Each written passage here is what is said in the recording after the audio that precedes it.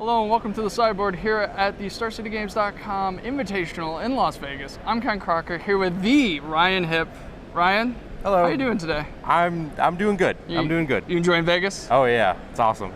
Well, I'm glad you're having a good time because with the deck you've brought, it doesn't look like your opponents are going to have a good time. So we're calling this Red-White Moon? Sure. Or Red-White Moons, since there's several of them. Because it's a red-white deck that's built around Blood Moon and other hate cards in the main. Yeah. So you have 3 Blood Moons and 2 Rest in Peace.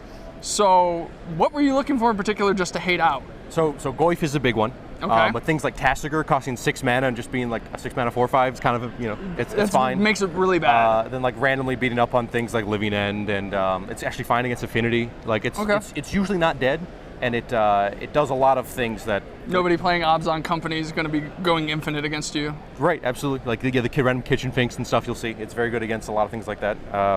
Yeah, it's been very good. All right, so you also have a little bit of removal here because you are playing red and white, obviously. So you have 4 Lightning Helix, 3 Pyroclasm. So no Lightning Bolt. Right. Most played spell in the format. Just you can fit it. Also, no Path to Exile as well. Well, what? Wait. Oh, is that because you run 4 Chalice of the Void? It's because of Chalice of the Void. So we got more hate in Chalice of the Void. Yeah. Now, Chalice of the Void doesn't get really played that often in Modern because you can't cast it on turn 1 most of the time. Most of the time, and then they duress you and they take it, or they play their Sturm Visions and never cast it again. But we have Simeon Spirit Guide. Yeah. We access that card. So the 3 Simeon Spirit Guide to go with the Chalice of the Void. So you're just hating out everybody. Yeah, it's like sometimes you're just a turn early and you're just like, they look at their hand of double Sturm Visions and that was like a sketchy keep based on those and they can't win. So obviously now not playing 1-drops makes a ton of sense. Yep. So how do you kill people with this deck? So let's start with, I know that you and Jeff Hoogland are fairly well known together. You guys are friends, talk.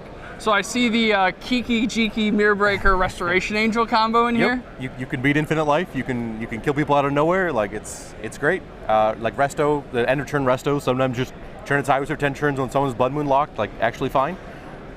And then we're getting more value out of the Restoration Angels because we're running 4 Wall of Omens. Absolutely. So you got to get your card draw in your red-white deck somehow.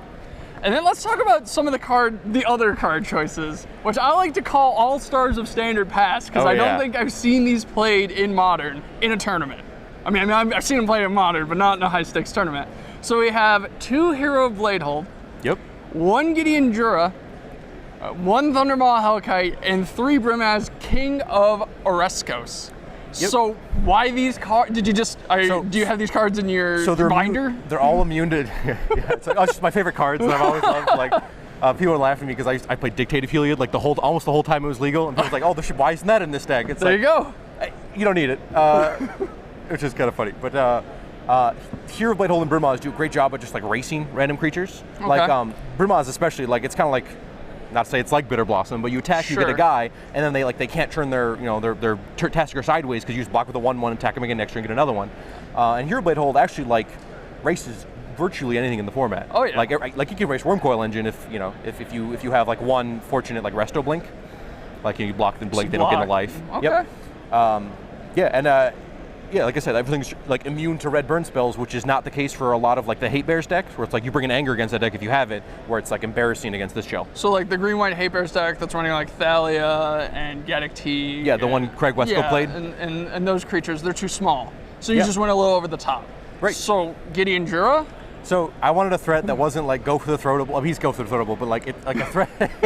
Like it's a great value creature. It kind of locks up some of the twin mirrors and like it can mirror. But we're playing. Well, no, the twin mirror. No, obviously you're playing Kiki Resto. So yeah, the twin matchup.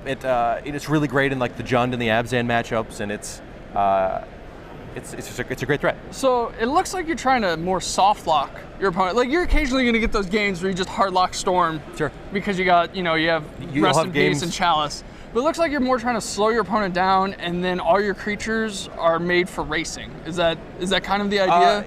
Because you got like the Thundermaw that's jamming in for a ton of damage. You got the Hero Bladehold jamming in for a ton of damage. All of the threats here can win the game by themselves. I mean, with the exception of Kiki, but he needs like anything else, and he can win the game. Where it's like you play this, like they have to deal with this or they die. You play this, they have to deal with this or they die. It's like every threat's like that. Yeah, and since and that's exactly what the deck needed. That's why like these are there's mind sensors in the board for the similar. Sorry. Sure. So in the sideboard, like you're saying, you have mind sensors as well as the more hate. More hate. So of course, let's talk about the more hate. We got 2 boils because you just hate islands. Yeah, because against like just straight blue-red twin, like Blood Moons, they have their own Blood Moons, and it's only okay. Sure. But the threat of Blood Moon makes them have to fetch islands. So when they have 6 islands in play, you're just like, well, like in response to your twin, your Exarch, boil you. Like, boil you. Bye. Stop playing. Stop playing this game. Yep. You got 2 Stony Silence, so helping the Infinity matchup. Infinity, Lantern control as well. Okay. Okay. Tron probably as well, a little bit. Yeah, Tron matchup's not great, but it's not great. It's fine. Yeah, I did notice you have a ton of hate, but no Crumble the Dust, no Sowing Salt, yes. no Stone Rain effects whatsoever. Right, so are you just hoping to dodge the Tron matchup? So the only way I've ever won the Tron matchup, and I had Crumble the Dust in for a while, and I had, I tried certain things. The only way you win is like you exile Spirit Guide, you play the Blood Moon, or you play it on 3 naturally, and you have a clock in play. Okay. And like they can't play their Worm Coil before turn 6, or if they do, you can you have a race or you infinite them. But most of the time, they play their Karn and the game ends. Like, it sounds weird, but it's like it's almost I want to like concede certain parts of that matchup where if they have the nut hand, you're not beating them. You're just losing to Karn. Karn doesn't care about your Blood Moons. Doesn't care. Yeah. When he gets to play it on turn 3. And like we're slow enough where sometimes they play it for 7 mana, and this is the life we live. Fair enough. So. What matchups don't you want to run into? Is it Tron? Yeah, Tron, and then the non-blue Scapeshift list. Like there's like a Jund Scapeshift list and like a Primeval Titan list. Okay. And like those are a little rough too. I mean, you have Blood Moon again, but sure. They go over you. Fair enough. And then is there anything that you're looking for, or are you just like that's a buy? Like, give me Burn, give me Infect, give me Affinity. Like those are a great matchup. So give you the best 3, the top 3 played decks in the format. Like people play those at Invitationals, which is the reason to choose this deck because like Chalice won against Infect. Sure. Like, their removal spell for it is cost 1 mana, and then they can't cast a lot of their pump spells and their Serum Visions, and it's beautiful. Well, this seems like a lot of fun for you.